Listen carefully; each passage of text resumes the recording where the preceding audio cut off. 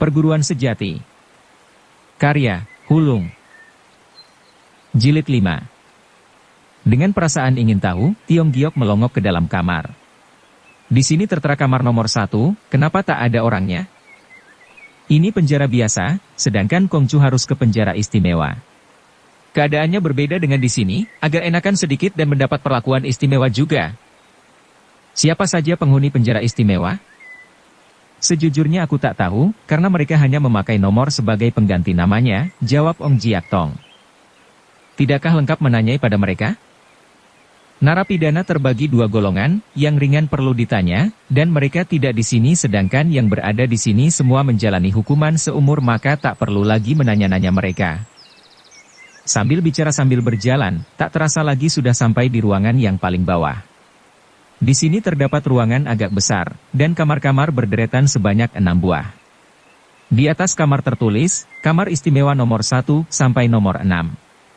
Dan terdapat juga sipir bui yang menjaga.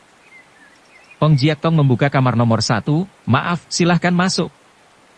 In Tiong Giok mengangguk dan masuk ke dalam dengan kaki gemetar, sedangkan pintu besi dikunci dari luar. Hei!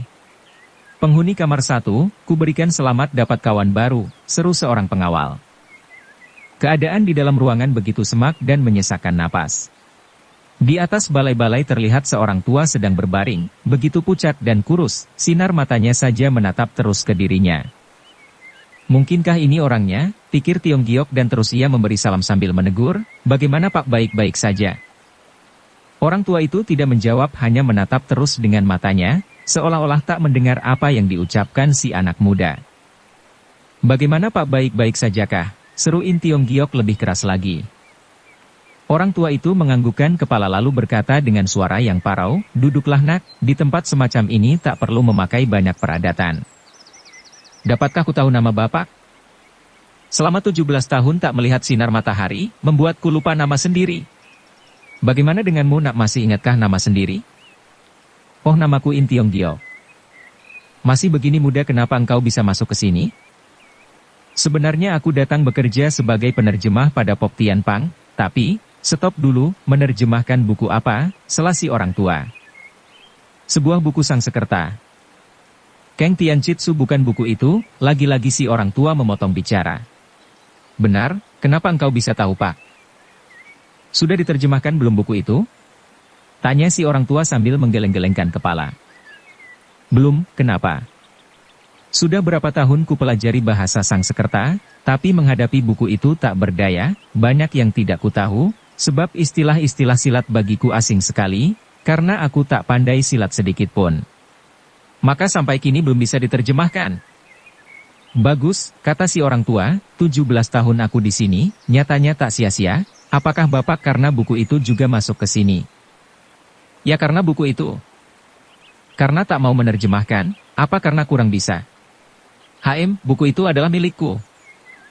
In Tiong Giok hatinya berdenyut kaget, hampir ia berseru tak terasa. Saat ini ia sadar bahwa capai lelah dari sang pangcu, semata-mata untuk Keng Tian Chitsu.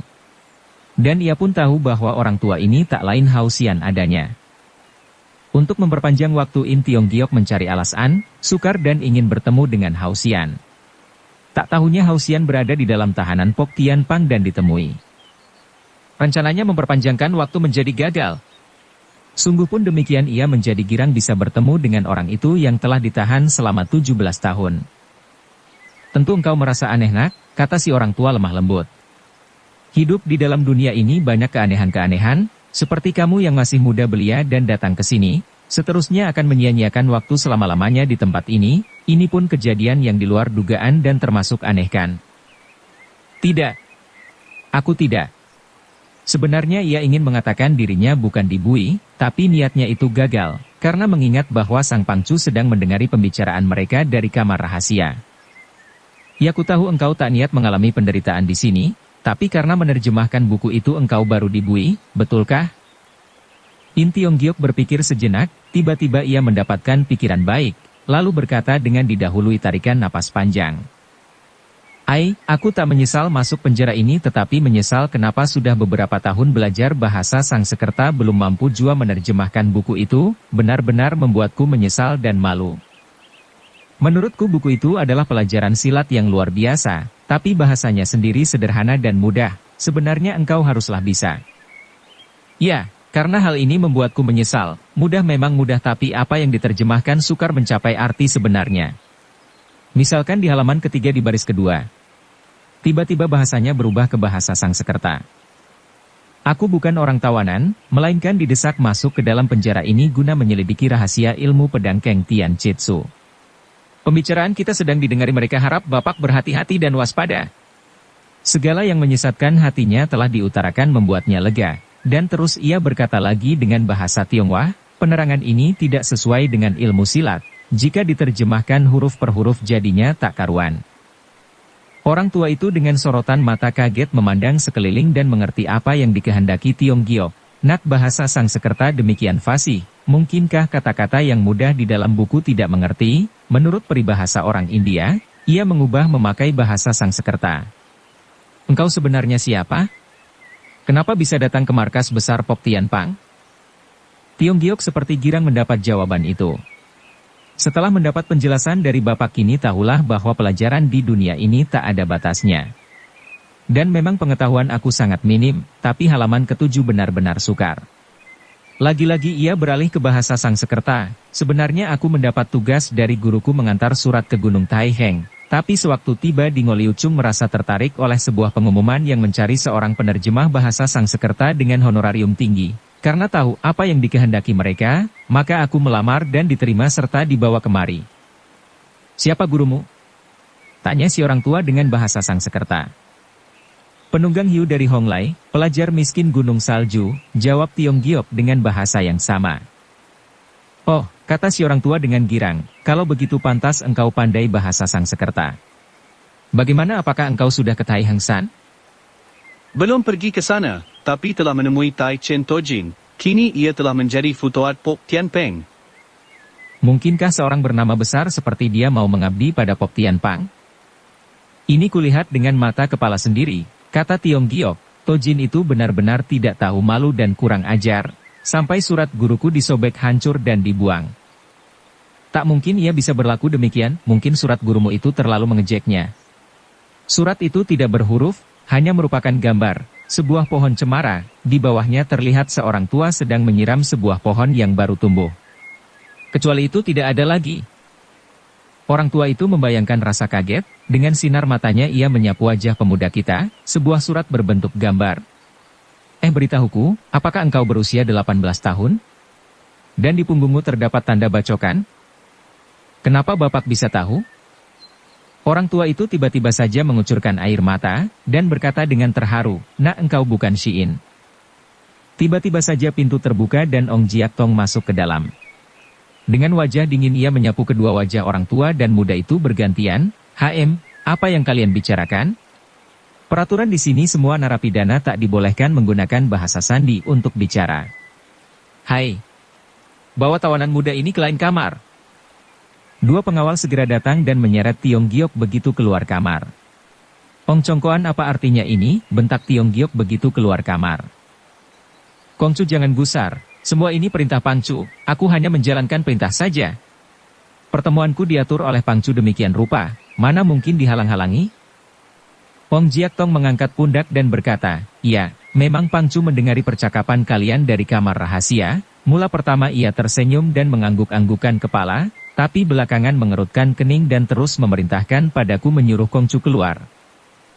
In Tiong Giok terpekur sejenak, tanpa berkata-kata ia naik tangga meninggalkan tempat itu. Sesampainya di ruangan tengah, Sang Pangcu sudah berada di situ, tampak wajahnya muram. Ada pesan apa Pangcu memanggilku? Tanya In Tiong Giok. Apa yang dibicarakan Kongcu dengannya tadi? Sang Pangcu berbalik bertanya dengan dingin. Tidakkah semua percakapanku dengannya telah didengar Pangcu dari kamar rahasia?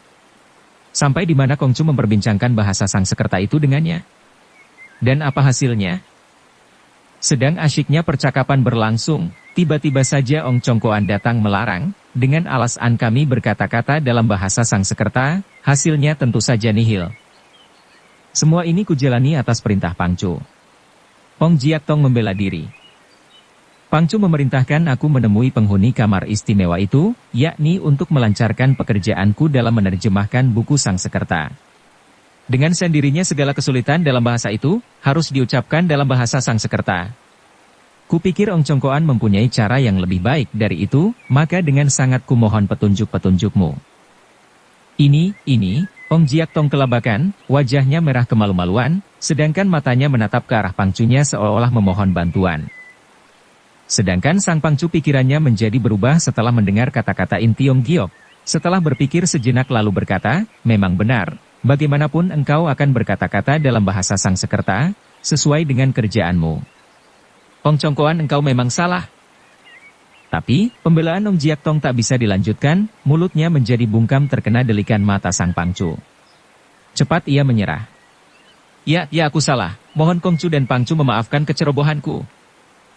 Sang pangcu tersenyum, lalu melirik ke arah Tiong Giok lalu berkata, semua ini terjadi karena salah paham, Kongcu tak perlu menaruh hati. Sejujurnya adakah hasil yang diperoleh dari percakapan tadi? Sejujurnya ada, kata In Tiong Giok, tadi kukatakan nihil karena masih dongkol pada Ong Chongkoan, atas ini ku minta maaf. Nah apa yang diperoleh sekarang kerjakan dulu, nanti boleh menemuinya lagi, kata sang pangcu, dan terus bangun dari tempat duduknya. Sengaja ia menuntun In Tiong Giok keluar agar pemuda itu senang dan mau bekerja dengan baik-baik. Ong Jiak Tong sekalian sipir bui mengantar dengan hormat sambil terbungkuk-bungkuk. In Tiong Giok merasa tak enak hati pada Ong Jiak Tong. Maka itu sebelum ia naik kereta ia menepuk-nepuk pundak orang sambil menghibur, Ong Chongkoan semua ini disebabkan tugas dan kewajiban kita. Harap kejadian tadi jangan menjadi ganjelan hati. Terima kasih. Terima kasih. Jawab Ong Jiak Tong dengan senang. Kereta segera bergerak meninggalkan penjara tanah. Kejadian yang dialami membuatnya tak bisa berpikir, kenapa orang tua itu mengatakan dirinya bukan Shiin? Kenapa perkataan aneh ini bisa diucapkan orang tua itu? Kenapa orang tua itu mengetahui usianya serta tanda di pundak kirinya? Apa hubungannya dengan surat gurunya yang disampaikan kepada Tai Chin Tojin? Soal umur dan tanda luka memang tepat terdapat pada dirinya, mungkinkah sampai soal Shi bisa salah? Semakin berpikir otaknya gelap, dan ia baru tersadar tatkala kereta tiba di tempat tujuan. Wan Jie seperti terbang melihat kereta tiba dan terus bertanya pada gurunya yang belum sempat turun, suhu dari mana? Kenapa aku tak diajak? Ah jangan berlaku setolol ini Wan Jie, tak enak kalau dilihat para pengawal, jawab sang guru sambil mendelik. Habis terlampau cemas aku ditinggal, kata Wan Jie, setiap yang kutanya suhu pergi kemana, semua mengatakan tidak tahu. Demikian juga dengan Lo Chuchong, sampai sekarang menunggu-nunggu suhu pulang. Lo Chuchong. Ya katanya ada surat dari Soat Kou. Kecuali itu Wang Futoat yang bertugas di pintu masuk berturut-turut 3 kali memberikan tanda bahaya, mungkin ada sesuatu yang terjadi. Pek Chin Nio mengerutkan kening, ia berpaling pada Tiong Giok. Kalau begitu silahkan Kongcu pulang dengan kereta ini, nanti malam baru. Lo Chuchong memesan agar Kongcu pun jangan pulang, selawan Jie. Pek Chin Nio semakin mendelik pada muridnya, hari ini kenapa engkau begini macam? Bicara terburu-buru, benarkah Lo Chuchong memesan begitu? Kalau suhu tak percaya tanyalah pada Lo Chuchong. Ah kenapa kian hari kian kurang ajar, tegur Pek Chin Nio, awas setelah aku bertemu dengan Lo Chuchong akan kuhajar.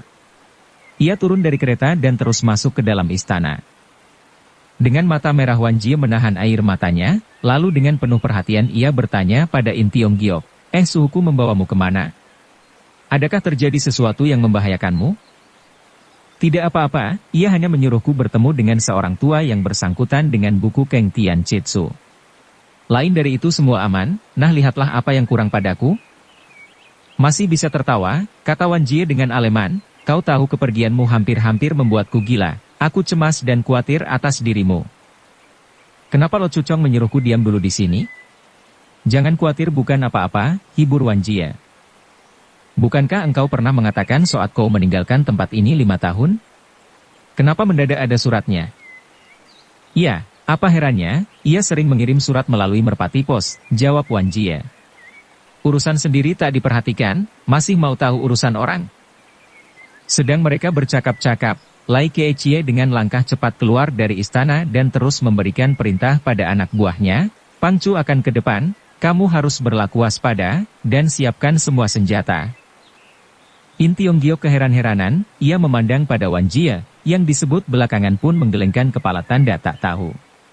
Tak selang lama Sang Pangcu baru keluar dari istana. Ia menghampiri Tiong Giok, ada sesuatu soal memerlukan tenaga Kongcu, mari kita pergi bersama-sama. Wan Jie menatap kepada gurunya, tanpa berkata-kata, gerak-geriknya kentara sekali ingin diajak. Pek Chin Nio tersenyum dan berkata, mau ikut ya? Lekas naik.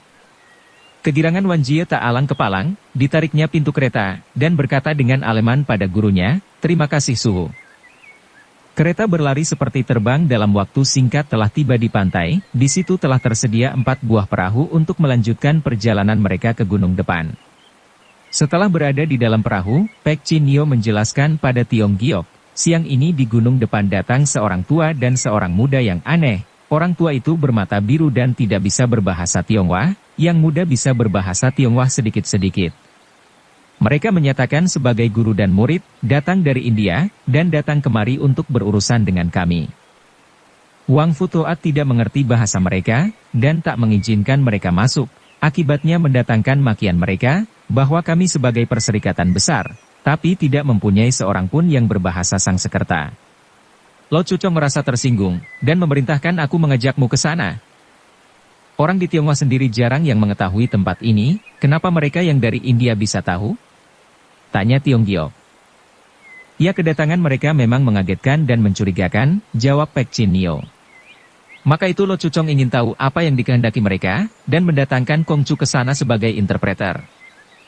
Begitu mereka mendarat terus mengganti kuda dan masuk ke dalam terowongan, begitu keluar Wang Wangken tampak menyongsong dengan membukakan pintu berjeruji besi. Wang Wangken dulu mendampingi terus Lo Cucong, tapi sejak Kim Tak Ken dilukai Cian Bin Sin Kei, ia dioper ke pintu pertama ini. Keadaan di sini terasa tegang. Apakah kedua orang itu masih berada di bawah gunung? Tanya Pek Chin Nio. Masih. Lihatlah, kata Wang Wangken sambil menunjuk. Benar saja waktu mereka melihat ke bawah terlihat 2 orang berpakaian merah, satu tua satu muda. Disebut Huishio bukan Huishio dikata lama juga bukan, juga tidak mirip dengan Tojin. Pokoknya dandanan mereka tidak keruan, dengan jumawa mereka sedang tergelak-gelak, dengan kelakuan eksentriknya yang berlebih-lebihan.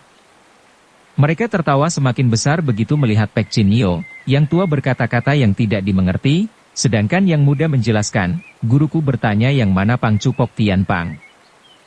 Binatang ini terang-terang orang Tionghoa, kenapa tidak bisa berbahasa Tionghoa, jangan-jangan seperti Pang Hui. Kata Wan Jie sambil tersenyum. Lai Tongleng jawab pertanyaan mereka. Pek Chin Nio memerintahkan dengan wajah muram. Pangcu kami ada di sini, tuan-tuan berkepentingan apa datang ke sini, kata Lai Keichie. Orang tua bermata biru menatap Lai Keichie dengan mendelik lalu berkata tak keruan yang sukar dimengerti. Yang muda segera menjelaskan, guruku berkata kenapa kalian sebagai perserikatan besar, sampai seorang ahli bahasa Sangsekerta tidak ada? Dengus Pek Chin Nio, In Kongcu timpalilah mereka dengan bahasa Sangsekerta. Kalian datang ke sini sebenarnya mau apa? Teriak Tiong Giok dengan bahasa Sangsekerta. Orang tua itu mendadak berhenti tertawa, dan memandang pada Tiong Giok dan terus mengoceh lagi dengan bahasanya sendiri.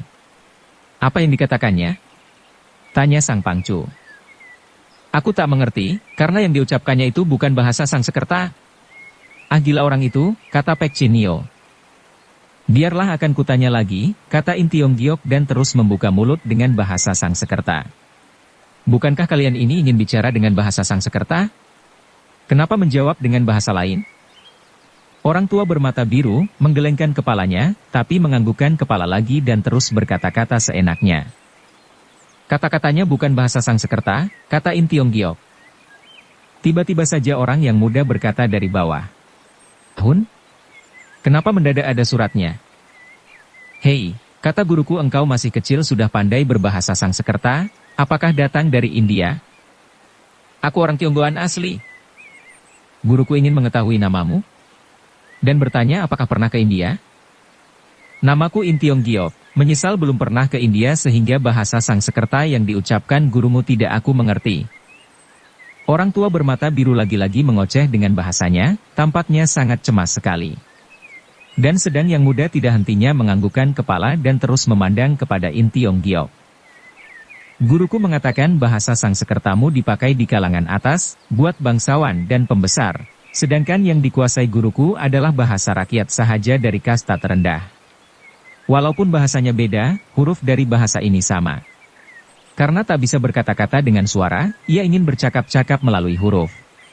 Sesudah engkau melihat surat guruku, harap sampaikan pada Sang Pangcu, tapi ingat hal ini teramat penting, kecuali dirimu yang lain tidak boleh tahu.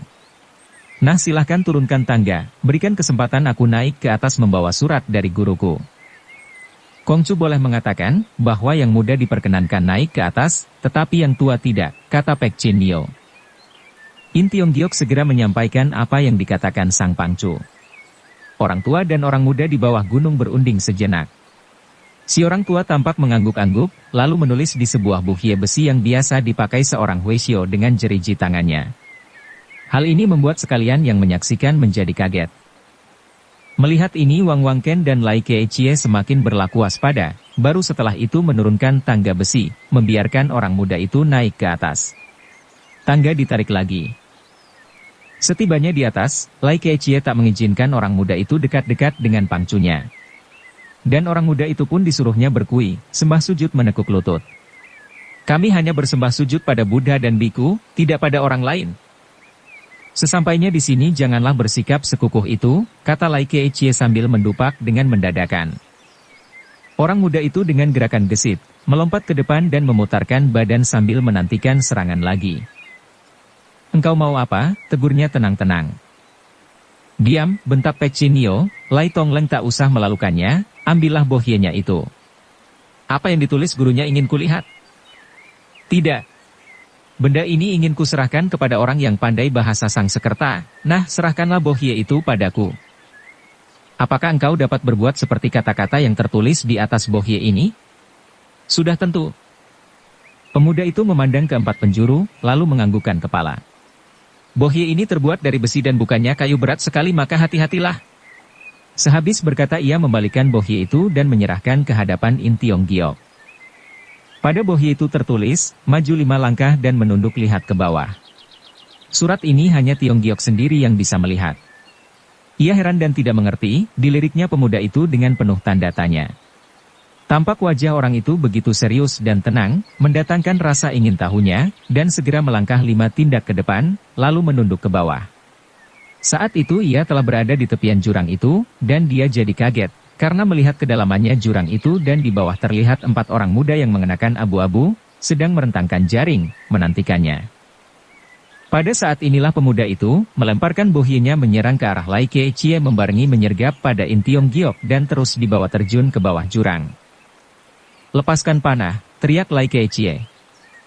Anak panah berdesing terlepas dari busurnya seperti hujan. Pemuda berbaju merah melindungi Tiong Giok dengan badannya. Di tengah udara ia tak bisa berkelip, maka itu tubuhnya tertancap panah, tak ubahnya seperti landak. Stop! Stop! Teriak Wan Jie dengan memanah terus bisa melukai In Kongcu. Untuk apa menghiraukannya lagi, andaikan tak mati terpanah tentu akan mati terbanting, kata Lai Keichie. Apakah kau buta? Tidakkah melihat jaring di bawah itu, potong Wan Jie dengan mendelik. Lai Keichie melihat ke bawah, bukan main dongkolnya. Kejar, perintahnya. Pek Chin Nio memungut bohye yang dilemparkan pemuda berbaju merah tadi. Setelah melihat kata-kata itu ia berpaling ke arah si Tong Leng, yang datang itu berilmu tinggi, mereka telah merencanakan dengan perhitungan matang. Maka itu bawalah lebih banyak pengawal dan bekerja sama dengan Wang Futoat untuk mengejarnya. Di samping itu akan kulaporkan pada Lo Chuchong serta minta bantuan dari jago-jago yang berada di Istana Sorga. Kejarlah mereka sampai dapat. Perkataan Sang Pangcu ini sepatah pun tidak terdengar oleh Wan Jie. Ia sedang cemas memandang ke bawah, karena segenap hatinya telah meluncur ke bawah terbawa In Tiong Giok. Dan ia pun melihat bagaimana kekasihnya itu jatuh di dalam jaring, membal dan melompat-lompat beberapa kali, kemudian baru diam. Ia menarik napas lega, air matanya mengalir turun, sejenak tak bisa mengatakan sedih, duka, girang.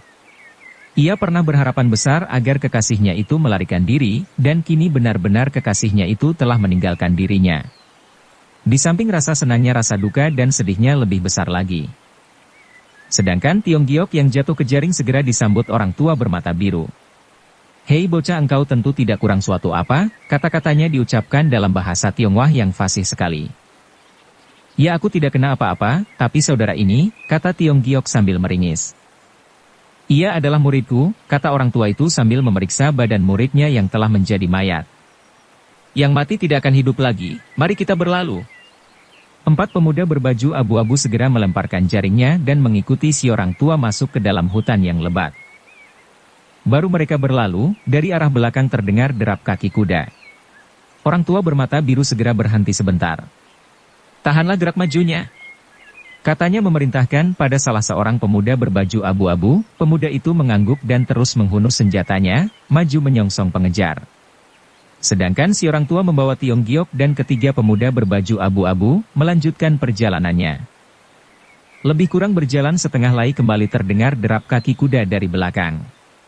"Ah, musuh tentu lihai," kata si orang tua. "Nah, coba engkau tahan lagi mereka." Perintahnya pada seseorang. Melewati beberapa lai, mereka tiba di sebuah sungai kecil. Sungguh pun demikian, airnya deras sekali. Tiong Giok ingat waktu ia mau masuk ke markas Pok Tian Pang, matanya ditutup, tapi mendengar suara sungai. Nah, inilah sungai itu. Dua pemuda berbaju abu-abu dari balik semak menarik keluar sebuah perahu kecil. Si orang tua membawa Tiong Giok ke atas perahu, berbareng dengan ini di belakang mereka terdengar lagi suara pengejar. "Kalian berdua bisa bertahan berapa lama?" tanya si orang tua. "Kami bisa bertahan sekurang-kurangnya setengah jam," jawab pemuda berbaju abu-abu. "Pergilah dan jangan sampai membuat malu yang menjadi guru." "Baik, suhu." Orang tua membuka baju merahnya, dan terlihatlah baju dalamnya yang berwarna hitam. Dengan cepat ia memutar perahu dan segera laju terbawa air. Dalam sekejap hutan lebat telah tinggal jauh. Markas Pok Tian Pang dianggap dunia terpencil yang bisa dimasuki tanpa bisa keluar lagi. Tak kira kejadian yang baru dialami Tiong Giok seperti dalam hayalan saja. Kini ia dengan mujur bisa meloloskan diri. Tapi mengingat pada Cian Bin Sin Ke yang gagah berani dan Wan Jie yang manis budi serta orang tua yang berada di penjara tanah, membuatnya berpikir kapan bisa bertemu lagi dengan mereka. Akibat pikirannya melayang-layang, tampaknya seperti melamun. "Hei bocah, mari kita mendarat," tiba-tiba si orang tua bermata biru berkata. "Kenapa berhenti di sini?" "Jangan khawatir, semua sudah diatur." Tiong Giok tidak banyak bicara lagi, mengikuti si orang tua ke darat. Dan terus mereka berlari-lari. "Siapa?" tiba-tiba dari balik sebuah batu besar terdengar orang berseru. "Aku Liok Jie Hui," jawab seorang tua sambil tertawa. Mendengar nama itu Tiong Giok menjadi kaget dan sadar, bahwasanya orang tua itu bukan lain dari salah seorang capsah Kia yang bergelar Sian Ong. "Oh, kira Liok Lo Cian Pue, terimalah hormatku serta rasa terima kasihku atas pertolongan Cian Wei keluar dari tempat Pok Tian Pang." "Jangan berkata begitu," kata si orang tua sambil tersenyum. Tiba-tiba saja dari balik batu datang seorang berumur 50 tahun, kurus dan mengenakan pakaian serba putih. Di belakangnya terlihat Tojin setengah baya berwajah pucat, disusul dengan seorang tua berbaju belentang-belentong dengan wajah dingin. Yang terakhir adalah seorang perempuan berbaju hijau, usianya 40-an. Wajahnya cantik dan cukup menarik, senyumnya selalu menambah keayuannya. Keempat orang ini semua bersenjata pedang, dan gagah-gagah. Sungguh pun demikian terhadap Liok Jie Hui sangat hormat sekali. "Kami sebagai Tionggoan Suto Akiampe, 4 pendekar pedang dari berbagai aliran, mengucapkan selamat datang pada Liok Sian Ong." Kiranya di balik batu besar terdapat sebuah gua yang bermulut sempit dan tertutup semak-semak. Dari luar tidak kentara seperti gua.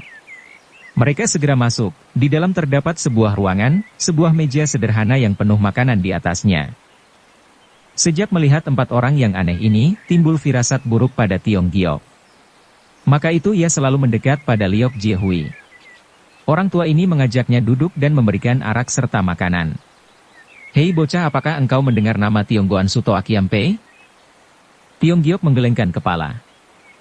Dunia persilatan banyak yang menggunakan pedang sebagai senjata, tapi selama 20 tahun yang dapat dipuji adalah ilmu pedang dari 4 aliran, yakni dari Si Beng, Chong Lam, Oisan dan Lohut.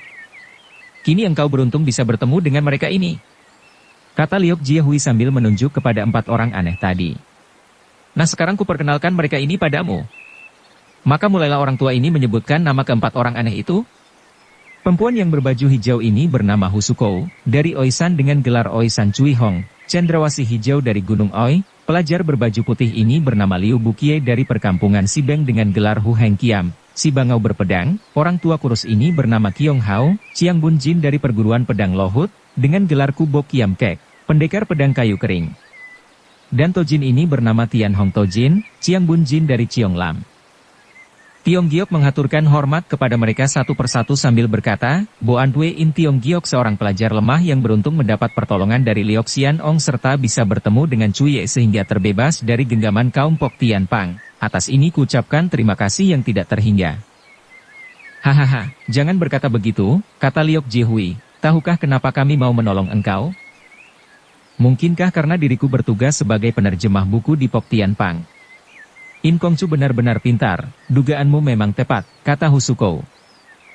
Kudengar buku yang mau diterjemahkan itu bernama Keng Tian Chitsu, yakni buku pelajaran ilmu pedang bukan?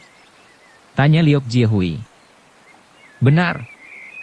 Sudahkah engkau menerjemahkannya? Tanya Jiehui lagi. Baru sebagian saja. Bagus. Puji Liok Jiehui, sebab kalau sampai buku ini engkau terjemahkan, sama dengan Pok Tian Pang sebagai harimau ditambah sayap. Dan pasti mendatangkan bencana besar di kalangan rimba hijau, dan engkau tak ubahnya seperti membantu kejahatan mereka, akan dikutuk sepanjang masa. Ya untung Liok Sian Ong datang tepat pada waktunya, kata Tiong Giok. Sungguh pun begitu buku ini masih tetap berada di tangan Pok Tian Pang, lambat laun pasti dapat diterjemahkan juga dan menjadi bencana bagi dunia bulim. Aku dan keempat ahli pedang ini berkumpul dan mengajakmu ke sini tak lain ingin merundingkan sesuatu hal denganmu, adapun soal ini menyangkut mati hidupnya dunia persilatan, entah engkau bersedia atau tidak. Lo Chiapue sebagai penolongku, kenapa harus berkata begitu? Sudah tentu aku bersedia, asal saja yang dapat kukerjakan. Engkau sudah kenalkah jago-jago pedang dari 4 aliran, tapi mereka tak seorang pun yang dapat menahan kekuatan Keng Tian Chitsu. Maka itu kami berusaha memiliki ilmu pedang itu agar semua jago-jago silat mempelajarinya, sehingga mempunyai kekuatan menghadapi kaum Pok Tian Pang. Maksud Liok Chiapue bagaimana? Tanya Tiong Giok. Ajaran ilmu pedang bukan? Tanya Liok Jiehui. Engkau adalah satu-satunya yang pernah melihat Keng Tian Chitsu. Asal engkau bersedia membuat kopinya, Pok Tian Pang pasti hancur. Ini. Tiong Giok tertegun sejenak. Pok Tian Pang adalah perkumpulan yang ganas, yang menghendaki semua cabang dan aliran lain tunduk kepadanya. Yang menentang akan dibunuhnya secara sewenang-wenang.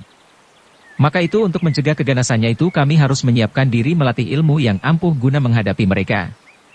Jika tidak berpikir ke situ untuk apa bercapai lelah dan mengorbankan keempat muridku menolong dirimu? Kata-kata ini membuat Tiong Giok tergerak, tambahan keempat jago pedang pun memandang ke arahnya dengan penuh harapan. Ya untuk hidupnya kaum bulim, Bo Antwe bersedia menulis Keng Tian Chitsu, buku itu baru sekali kubaca, kuatir.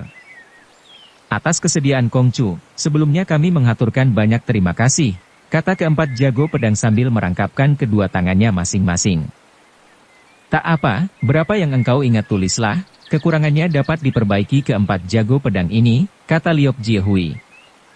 Segera juga Liu Bukie menyediakan alat-alat tulis. Tiong Giok tidak membuang waktu, siap bekerja. Tapi Liok Jiehui berkata dengan tiba-tiba. Dengarkan dulu, di sini memang sunyi dan aman, tapi masih dekat dengan Pok Tian Pang. Untuk mencegah sesuatu yang tidak diinginkan, kuharap kalian berempat menjaga di luar dengan bergilir. Liu Bukie berempat saling tatap di antara mereka sendiri, seolah-olah tak seorang pun mau meninggalkan tempat itu. Aku merencanakan hal ini dengan susah payah, mungkinkah tugas yang begitu mudah tak dapat kalian lakukan? Tegur Liok Jiehui sambil mendelik dengan matanya yang biru. Bukan begitu, kata Liu Bukie, bajuku sangat menyolok mata, sebaiknya mereka saja yang bertugas dengan bergilir. Bajuku sendiri belentang-belentong dan mudah menarik perhatian orang, jawab Kiong Hao. Kata Tian Hong Tojin dengan gusar, kita sudah berjanji, sama-sama bersenang, sama-sama bersusah, kenapa mesti tarik urat di soal baju, andaikan baju itu membuat kalian susah, tukarlah dengan bajuku. Baju ini merupakan ciri khas dari tiap aliran, mana boleh sembarangan ditukar, jawab Liu Bukie. Siapa yang bilang tidak boleh, bentak Tian Hong Tojin. Akibat soal kecil ini membuat mereka tarik urat dan ribut mulut. Hampir-hampir terjadi perkelahian. Apa yang diributkan, bentak Liok Jiehui. Jika kalian mencurigai satu sama lain, apa yang ditetapkan semula kuanggap batal, dan In Kongcu akan kubawa pergi. Kutanya jika sampai begitu siapa yang rugi. Ya kita sebagai orang-orang yang kenamaan kenapa harus ribut seperti anak kecil. Tidak malukah pada In Kongcu, kata Husuko. Tanpa terasa Liu Bukie dan lelaki memandang ke arah In Tiong Giok, lalu dengan menundukkan kepala tak berkata-kata lagi. In Kongcu mengerjakan tulisan ini, pasti memakan waktu yang agak lama. Dan kita pun bertugas dengan bergilir, untuk menetapkan siapa yang harus jaga pertama dan seterusnya bahkan kita sudi saja, kata Husuko. Ketika jago pedang lainnya menganggukkan kepala tanda setuju, Husuko lantas memulung 4 kertas yang sudah ditulis angka 1-4. Setelah diundi nyatanya Liu Bukie mendapat tugas pertama, membuatnya tak bisa membantah lagi, dengan wajah merana ia pergi keluar. Kami berempat sudah bisa bersikap keras-kerasan, dengan begini hubungan kami semakin intim. Kongcu tak perlu memperdulikan kami, menulis saja dengan tenang, kata Husuko. In Tiong Giok merasa geli melihat kelakuan 4 jago pedang yang aneh itu, setelah menunda sebentar kerjaannya akibat keributan mereka, segera ia melanjutkan lagi menulis. Dengan kepintarannya yang luar biasa dan daya ingatannya yang hebat, Tiong Giok dapat menyelesaikan 3 jurus dari Keng Tian Chitsu dalam waktu setengah jam. Apa yang sudah ditulis itu diambil Liok Jiehui dan ditaruh di meja, sehingga membuat 3 jago pedang itu tidak dapat melihatnya. Demi keadilan, sebelum semuanya ditulis habis, kita jangan melihat dulu yang ini. Kini sampai giliran Tian Hong Tojin bertugas, dengan langkah berat ia ngeloyor juga, mengaplus Liu Bukie. Kembali setengah jam berlalu, Tiong Giok selesai menulis sampai 6 jurus. Sedangkan yang bertugas jaga sampai pada Tiong Hao. Ia pergi keluar, tapi sebentar kemudian sudah kembali ke dalam. Buku ini hanya 7 jurus, dengan kecepatan In Kongcu menulis pasti sudah selesai sebelum giliran Husuko. Maka itu kuanggap disinilah letaknya, rasa kurang adil, bantah Husuko. Aku bukan mau enak sendiri, tapi tidak mau rugi juga, kata Tiong Hao, kini ku minta engkau bertugas lebih dulu dan aku belakangan bagaimana? Ah mana bisa, semua ini sudah diundi. Ya gulungan kertas tadi engkau yang membuat, tentu engkau main curang. Kau kira aku bisa ditipu? Ya gulungan kertas aku yang buat, jawab Husuko dengan gusar, tapi disaksikan Liok Xian Ong. Hahaha, tiba-tiba dari luar terdengar suara orang tertawa disusul dengan kata-kata, siapa yang menjadi saksi? Kami suami istri bolehkah? Begitu mendengar suara itu Liu Bukie menjadi cemas, tanpa pikir panjang lagi, ia melompat dan meraup kertas di meja itu. Jejaknya diikuti yang lain-lain. Suasana menjadi kalang kabut, sungguh pun mereka bergerak cepat, masih kalah oleh Liok Jiehui. Semua kertas itu dengan cepat telah masuk ke kantongnya dan membuat keempat jago pedang menubruk angin. Siapa di luar, bentak Liok Jiehui. Hei, kawan bermata biru sampaikan kami suami istri pun engkau tak kenal? Hati-hati, kata Liok Jiehui perlahan, yang datang adalah Hekpek Siang Kuai Na Beng Kie dan Lau Liu Kim, kedua kejadian ini sangat lihai. In Tiong Giok mendengar nama Hekpek Siang Kuai, segera tahu adalah orang Cap Sah Kie, segera ia berdiri ingin melihat bagaimana macamnya kedua kejadian itu. Liok Lauko, engkau sok betul, kami sudah menunggu lama belum juga dipersilahkan masuk, kata suara dari luar. Menyusul terlihat berkelebatan 2 bayangan, mereka adalah seorang laki-laki dan seorang perempuan. Melihat ini Tiong Giok jadi melongo, karena kedua kejadian yang dibayangkan sangat menyeramkan itu, ternyata adalah 2 bocah cilik.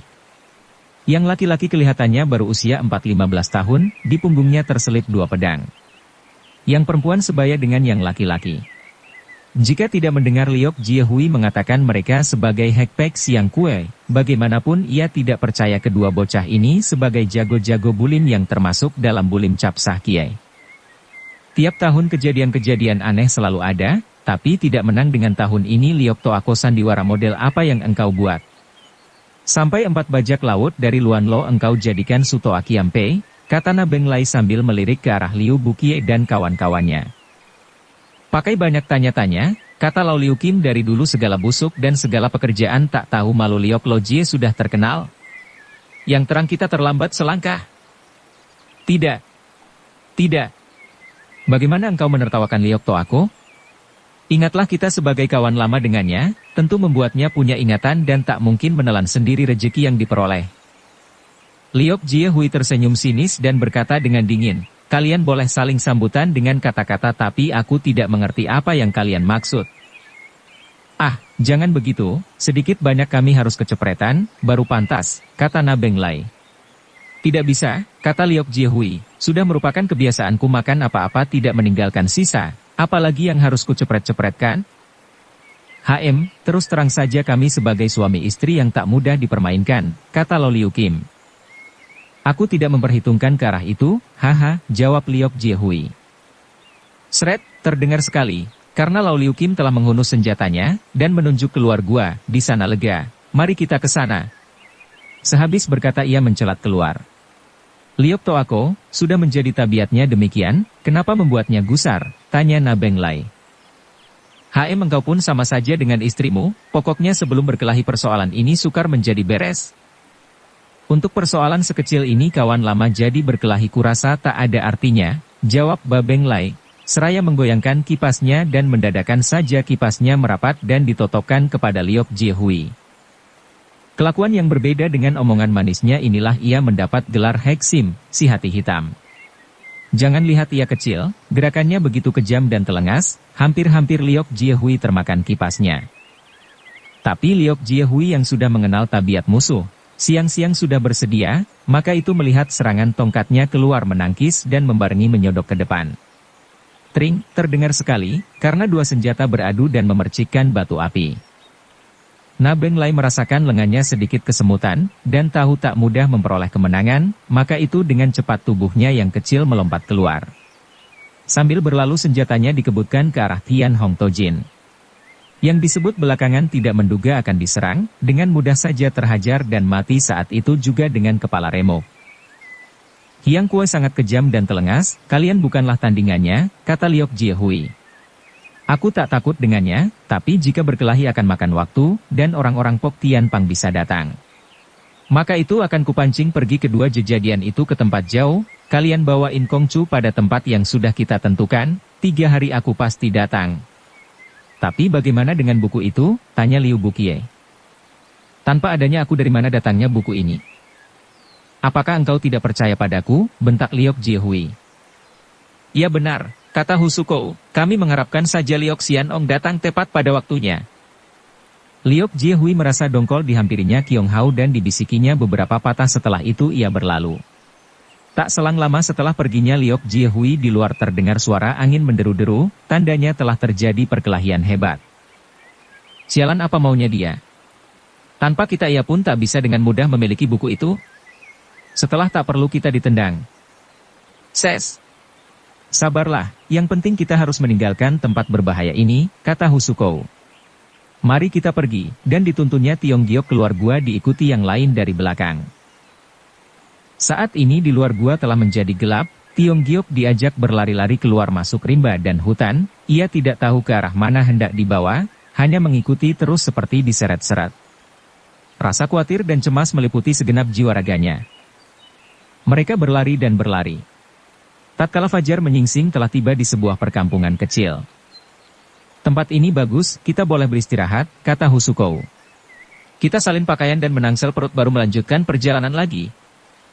Sebaiknya kita lanjutkan terus perjalanan pada tempat yang dijanjikan Liok Xianong, kata Kiong Hao.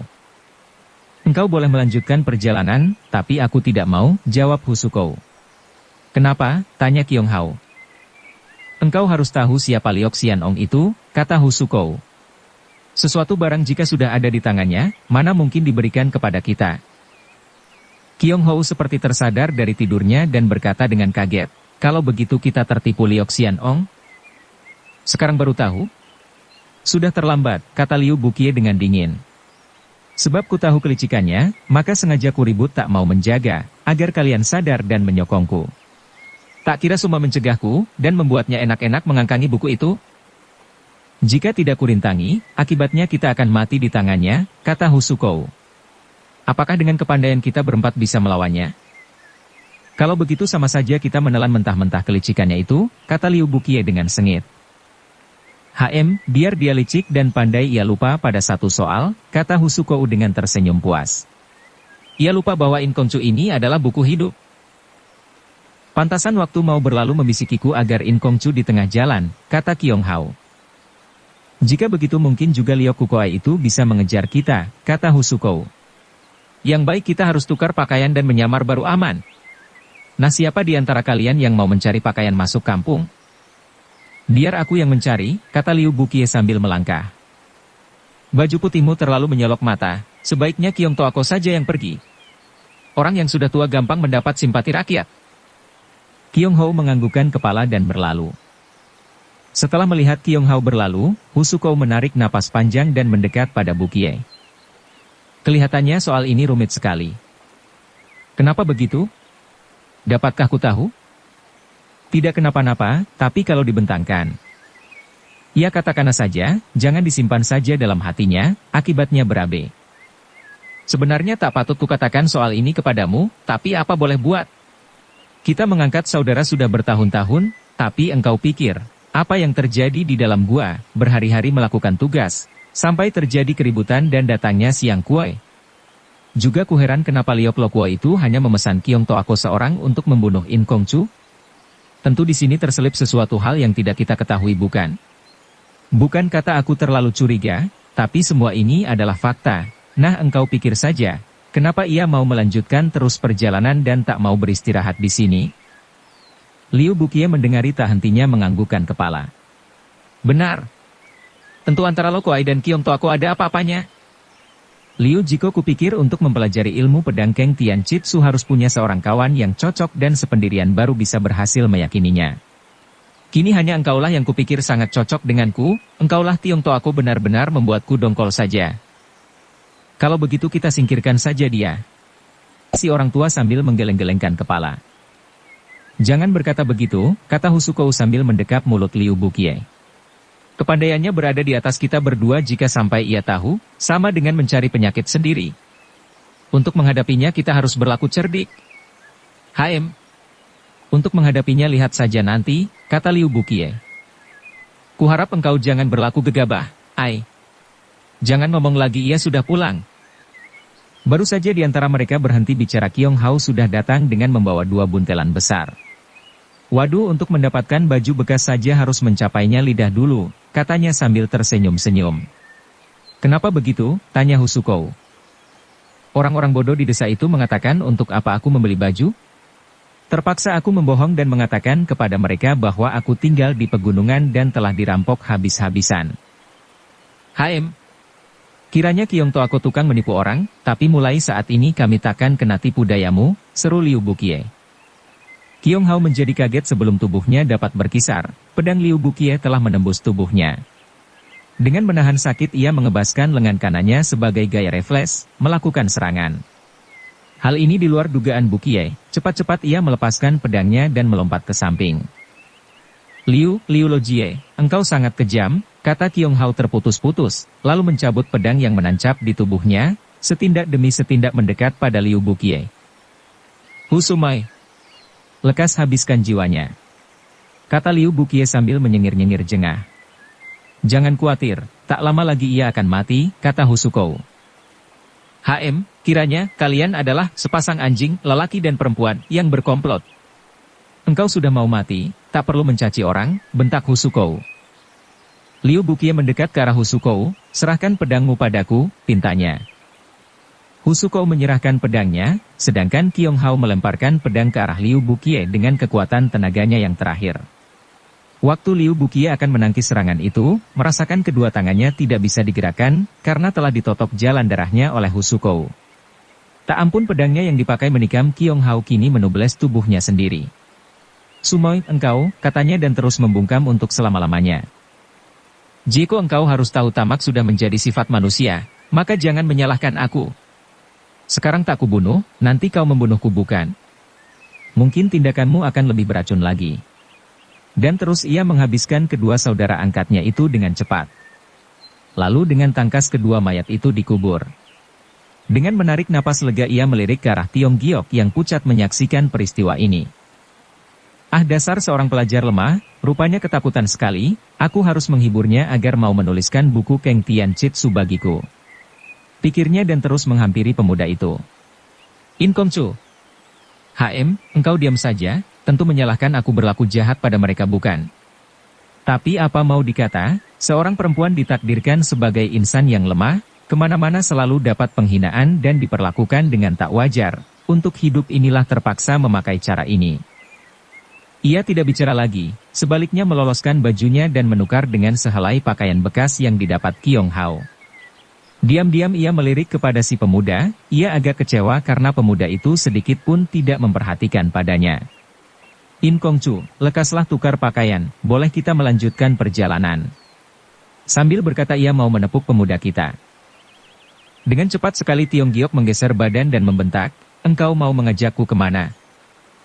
Aha pakai banyak bertanya, sudah tentu ke suatu tempat yang nyaman. Di sana hanya kita berdua saja. Apa yang engkau kehendaki pasti kululusi.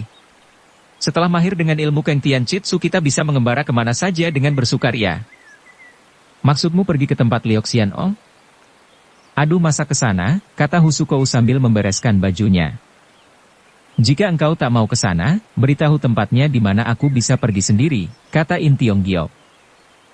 Untuk apa kau menemuinya? Mau cari mati? Tak perlu engkau tahu, lekaslah sebutkan di mana tempat itu. Kesana pun tidak ada gunanya, pasti ia tak ada di sana. Karena buku yang dikehendaki telah diperolehnya, jawab Husukou, supaya engkau tak penasaran, baik ku sebutkan, bahwa tempat itu bernama Kiu Haoasan. Terima kasih atas keteranganmu, dan selamat tinggal, kata In Tiong Giok. HM engkau hendak kemana, kata Husukou sambil merintangi perjalanan Tiong Giok. Sudah tentu akan ke Kiu Haoasan, jawab Tiong Giok sejujurnya, kuharap engkau memberi jalan. Tidakkah Kongcu berpikir, apa yang terjadi barusan itu karena apa, tanya Husukou. Itu urusanmu, tak ada sangkut pautnya denganku. Engkau boleh pergi ke sana, sebelum itu harus menuliskan dulu sebuah buku Keng Tian Chitsu bagiku. Jika aku tak mau bagaimana? Aku bisa membuatmu mau. Aku rasa engkau tak bisa. Mau coba-coba, kata Husukou dan terus mengeluarkan jerijinya melakukan totokan, sungguh pun begitu ia khawatir Tiong Giok tak kuat menahan serangannya, maka tenaga yang digunakan hanya 3 bagian saja dan yang diserang pun bukan tempat berbahaya. Bermimpi pun ia tidak berpikir, bahwa pelajar lemah yang dianggapnya empuk ini dengan mudah saja bisa menghindarkan diri dengan ilmu Kiu Choan Bie Chongpo. Husukou mengucak-ngucak mata dan berseru, mau lari kemana? Dengan cepat ia menyergap lagi, tapi sekali lagi Tiong Giok dapat menghindarinya. Dan dengan gusar ia membentak, sebenarnya engkau mau apa? Sekali ini Husukou melihat dengan tegas, gerak langkah yang digunakan Tiong Giok begitu aneh dan mengagumkan. Keruan datang kagetnya, benar-benar aku salah mata, tak kira Kongcu memiliki ilmu setinggi ini. Engkau jangan berkata begitu, pokoknya berikan aku jalan, jika tidak jangan salahkan tindakanku. Apa tindakanmu itu? Engkau telah menotokku 2 kali, jika sampai aku menotokmu sekali saja, membuatmu menyesal pun sudah kasep. Husukou tersenyum dan mendekati terus, dengan memasang dadanya yang padat ke hadapan Tiong Giok ia berkata, masakah totokanmu begitu lihai? Nah lancarkanlah untuk kurasakan. Bersambung ke jilid 6. Dukung kami dengan subscribe, follow, like, komen dan share. Terima kasih.